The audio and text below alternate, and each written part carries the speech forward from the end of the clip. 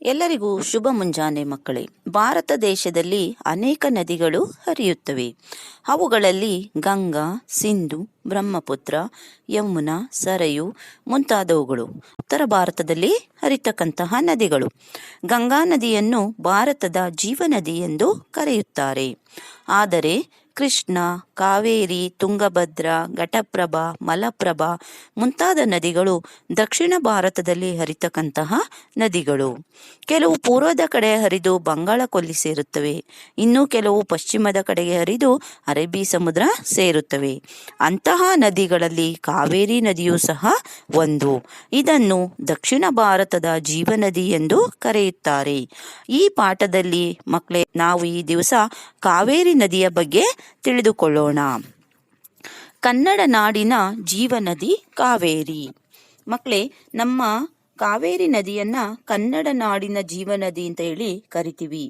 ಕರ್ನಾಟಕದ ದಕ್ಷಿಣ ಭಾಗದಲ್ಲಿ ಹರಿಯುವಂತಹ ಮುಖ್ಯವಾದ ನದಿ ಕಾವೇರಿ ನದಿ. ಕರ್ನಾಟಕ ಭಾಗದಲ್ಲಿ ಹರಿಯತಕ್ಕಂತಹ ಒಂದು ಮುಖ್ಯವಾದ ನದಿಯಾಗಿದೆ.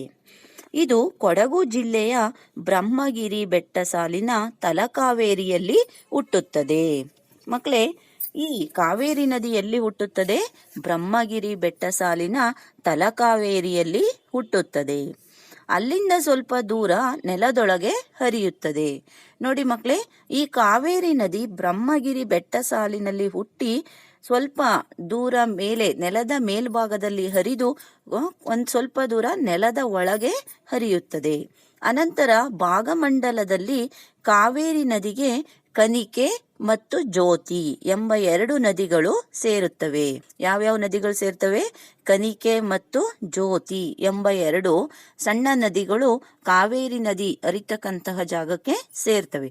ಈ ಸ್ಥಳಕ್ಕೆ ಅಂದ್ರೆ ಕಾವೇರಿ ಮತ್ತೆ ಕನಿಕೆ, ಜ್ಯೋತಿ ಮೂರು ನದಿಗಳು ಸೇರ್ತಕ್ಕಂಥ ಸ್ಥಳಕ್ಕೆ ನಾವು ತ್ರಿವೇಣಿ ಸಂಗಮ ಅಂತ ಹೇಳಿ ಕರಿತೀವಿ. ಮೂರು ನದಿಗಳು ಕೂಡ್ತಕ್ಕಂಥ ಸಂಗಮಕ್ಕೆ ತ್ರಿವೇಣಿ ಸಂಗಮ ಅಂತ ಹೇಳಿ ನಾವು ಕರಿತೀವಿ ಮಕ್ಕಳೇ. ಇದೊಂದು ಪವಿತ್ರ ಯಾತ್ರಾ ಸ್ಥಳವಾಗಿದೆ. ಕಾವೇರಿ ನದಿಯನ್ನು ಕೊಡಗಿನ ಕಾವೇರಿ ಅಂತಲೂ ಸಹ ಕರೀತಾರೆ. ಏನಂತ ಕರೀತಾರೆ? ಕೊಡಗಿನ ಕಾವೇರಿ. ಕಾವೇರಿ ನದಿ ಹರಿದು ಹೋಗುವ ಮಾರ್ಗದಲ್ಲಿ ಭಾಗಮಂಡಲ, ರಾಮನಾಥಪುರ, ಚುಂಚನಕಟ್ಟೆ, ಶ್ರೀರಂಗಪಟ್ಟಣ, ತಿರುಮಕೂಡಲು, ಮುಡುಕುತೊರೆ, ತಲಕಾಡು ಮತ್ತು ಶಿವನ ಸಮುದ್ರ ಮುಂತಾದ ಪ್ರಮುಖ ಐತಿಹಾಸಿಕ ಮತ್ತು ಪ್ರೇಕ್ಷಣೀಯ ಸ್ಥಳಗಳಿವೆ. ಮಕ್ಕಳೇ, ಕಾವೇರಿ ನದಿ ಹರಿದು ಹೋಗ್ತಕ್ಕಂತಹ ಕೆಲವು ಊರುಗಳು ಅಂದ್ರೆ ಆ ಮಾರ್ಗದಲ್ಲಿ ಹರಿದು ಹೋಗತಕ್ಕಂತಹ ಮಾರ್ಗದಲ್ಲಿ ಕೆಲವು ಊರುಗಳು ಬರ್ತವೆ. ಅವು ನಮಗೆ ನೋಡ್ಲಿಕ್ಕೆ ಪ್ರೇಕ್ಷಣೀಯ ಸ್ಥಳಗಳಾಗಿವೆ ಮತ್ತು ಐತಿಹಾಸಿಕ ಸ್ಥಳಗಳಾಗಿವೆ. ಆ ಸ್ಥಳಗಳು ಯಾವ್ಯಾವು ಅಂದ್ರೆ ಭಾಗಮಂಡಲ, ರಾಮನಾಥಪುರ, ಚುಂಚನಕಟ್ಟೆ, ಶ್ರೀರಂಗಪಟ್ಟಣ, ತಿರುಮಕೂಡಲು, ಮುಡುಕುತೊರೆ, ತಲಕಾಡು ಮತ್ತು ಶಿವನ ಸಮುದ್ರ. ಇವು ಮುಖ್ಯವಾದಂತಹ ಊರುಗಳು, ಪ್ರೇಕ್ಷಣೀಯ ಸ್ಥಳಗಳು. ಕಾವೇರಿ ನದಿಯು ಹರಿಯುತ್ತಾ ಹಲವಾರು ಉಪನದಿಗಳನ್ನು ಸೇರಿಸಿಕೊಳ್ಳುತ್ತದೆ. ನೋಡಿ ಮಕ್ಕಳೇ, ಕಾವೇರಿ ನದಿ ಹರಿಯತಕ್ಕಂತಹ ಮಾರ್ಗದಲ್ಲಿ ಕೆಲವು ಉಪನದಿಗಳನ್ನು ಸಹ ತನ್ನ ಜೊತೆ ಸೇರಿಸಿಕೊಂಡು ಹರಿಯುತ್ತೆ. ಕಾವೇರಿ ನದಿಗೆ ಅಡ್ಡಲಾಗಿ ಅನೇಕ ಅಣೆಕಟ್ಟುಗಳನ್ನು ಕಟ್ಟಲಾಗಿದೆ. ಈ ಕಾವೇರಿ ನದಿ ಹರಿತಕ್ಕಂತಹ ಜಾಗಕ್ಕೆ ಕೆಲವು ಅಡ್ಡ ಗೋಡೆಗಳನ್ನು ಸಹ, ಅಣೆಕಟ್ಟೆಗಳನ್ನು ಸಹ ಕಟ್ಟಲಾಗಿದೆ. ಇವುಗಳಿಗೆ ಕಾಲುವೆಗಳನ್ನು ನಿರ್ಮಿಸಿ ನೀರಾವರಿ ಸೌಲಭ್ಯಗಳನ್ನು ಕಲ್ಪಿಸಿಕೊಡಲಾಗಿದೆ. ಯಾಕಪ್ಪ ಅಂದ್ರೆ ಇದರಿಂದ ರೈತರು ಬೇಸಾಯ ಮಾಡ್ತಾರೆ, ಪಶುಪಾಲನೆ ಮಾಡ್ತಾರೆ ಮತ್ತು ಮೀನು ಸಾಕಾಣಿಕೆ ಈ ರೀತಿ ಮಾಡೋದಿಕ್ಕೆ ಕಾವೇರಿ ನದಿಯ ನೀರು ಅನುಕೂಲವಾಗಿದೆ. ಆದ್ದರಿಂದ ನೀರಾವರಿ ಸೌಲಭ್ಯವನ್ನ ಒದಗಿಸಿಕೊಡಲಾಗಿದೆ. ಕಾವೇರಿ ಅಣೆಕಟ್ಟುಗಳಲ್ಲಿ ಕೃಷ್ಣರಾಜಸಾಗರ ಮೊದಲನೆಯದು. ಮಕ್ಕಳೇ, ಕಾವೇರಿ ನದಿ ಹರಿತಕ್ಕಂತಹ ಅಣೆಕಟ್ಟನ್ನ ಕಟ್ಟಿದಾರಲ್ಲ, ಅಂತಹ ಅಣೆಕಟ್ಟಿನಲ್ಲಿ ದೊಡ್ಡದಾದಂತಹ ಅಣೆಕಟ್ಟು ಕೃಷ್ಣರಾಜಸಾಗರ ಅಣೆಕಟ್ಟು. ಇದು KRS. ಇದನ್ನು ಮಂಡ್ಯ ಜಿಲ್ಲೆಯ ಕನ್ನಂಬಾಡಿ ಅಂತಕ್ಕಂಥ ಊರಿನ ಬಳಿ ನಿರ್ಮಿಸಲಾಗಿದೆ. ಇದು KRS ಎಂದೇ ಪ್ರಸಿದ್ಧಿ ಪಡೆದಿದೆ, ಅಂದ್ರೆ ಕೃಷ್ಣರಾಜಸಾಗರ ಅಣೆಕಟ್ಟು. ಇದನ್ನು ಭಾರತ ರತ್ನ ಸರ್ ಎಂ ವಿಶ್ವೇಶ್ವರಯ್ಯ ಅವರ ಮಾರ್ಗದರ್ಶನದಲ್ಲಿ ನಿರ್ಮಿಸಲಾಯಿತು. ಇವರು ಅವಾಗ ಮೈಸೂರಿನ ದಿವಾನರಾಗಿದ್ದರು. ಕೃಷ್ಣರಾಜ ಅರಸರಿದ್ರಲ್ಲ, ಅವರ ಆಳ್ವಿಕೆಯ ಕಾಲದಲ್ಲಿ ಮೈಸೂರಿನ ದಿವಾನರಾಗಿದ್ದಂಥವರು ವಿಶ್ವೇಶ್ವರಯ್ಯನವರು. ಆಗ ಇವರು ಏನ್ ಮಾಡಿದ್ರು, ಕನ್ನಂಬಾಡಿಯಲ್ಲಿ ಅಣೆಕಟ್ಟನ್ನ ಕಟ್ಟಿಸಿದ್ರು. ಭಾರತ ರತ್ನ ಸರ್ ಎಂ ವಿಶ್ವೇಶ್ವರಯ್ಯವರ ಮಾರ್ಗದರ್ಶನದಲ್ಲಿ ನಿರ್ಮಿಸಲಾಯಿತು.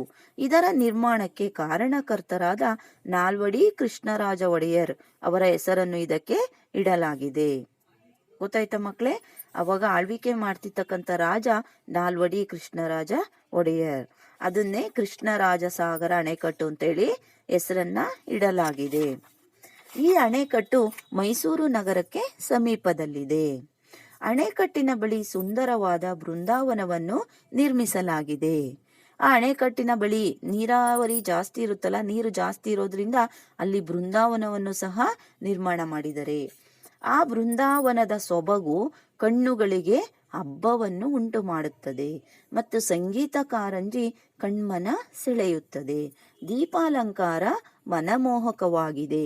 ಇವೆಲ್ಲವನ್ನು ನೋಡಲು ದೂರ ದೂರದ ಊರುಗಳಿಂದ ಜನರು ಪ್ರತಿನಿತ್ಯ ಬರುತ್ತಾರೆ. ಮಕ್ಕಳೇ, ಅಲ್ಲಿ ಸಂಗೀತ ಕಾರಂಜಿ ಪ್ರತಿ ದಿವಸ ನೋಡೋದಿಕ್ಕೆ, ಸಂಗೀತ ಕಾರಂಜಿಯನ್ನ ನೋಡ್ಲಿಕ್ಕೆ ಜನರು ದೂರ ದೂರದ ಊರುಗಳಿಂದ ಬರ್ತಾರೆ. ಅದನ್ನ ನೋಡಿ ಕಣ್ತುಂಬಿಸ್ಕೊಂತಾರೆ.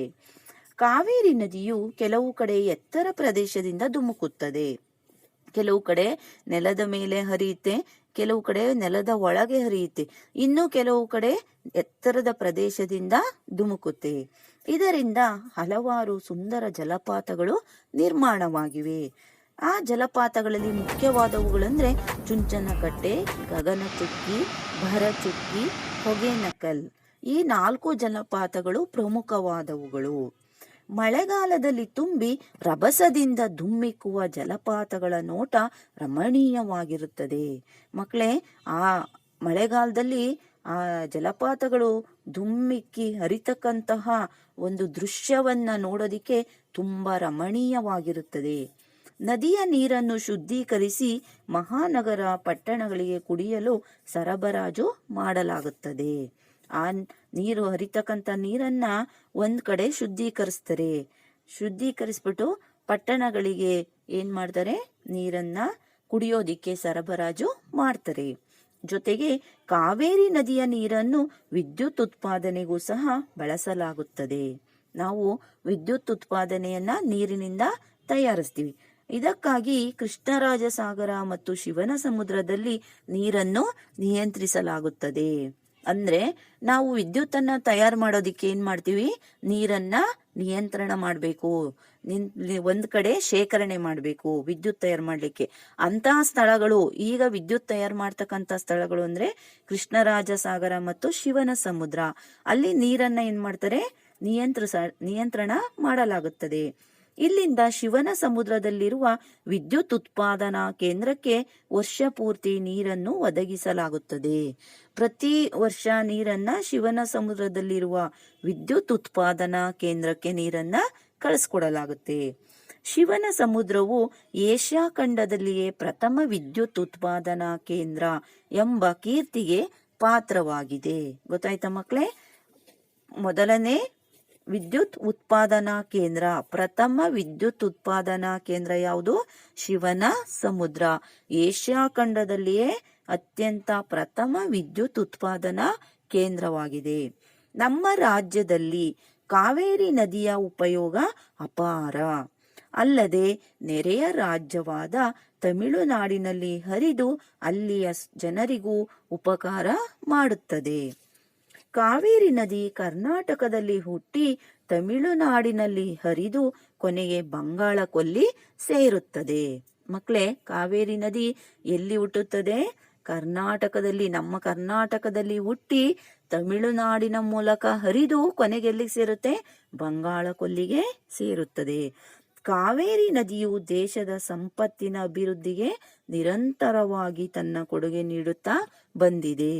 ಕಾವೇರಿ ನದಿ ನಮ್ಮ ದೇಶದ ಸಂಪತ್ತನ್ನ ರಕ್ಷಣೆ ಮಾಡೋದಿಕ್ಕೆ ನಿರಂತರವಾಗಿ ಕೊಡುಗೆಯನ್ನ ನೀಡ್ತಾ ಬಂದಿದೆ ಮಕ್ಕಳೇ.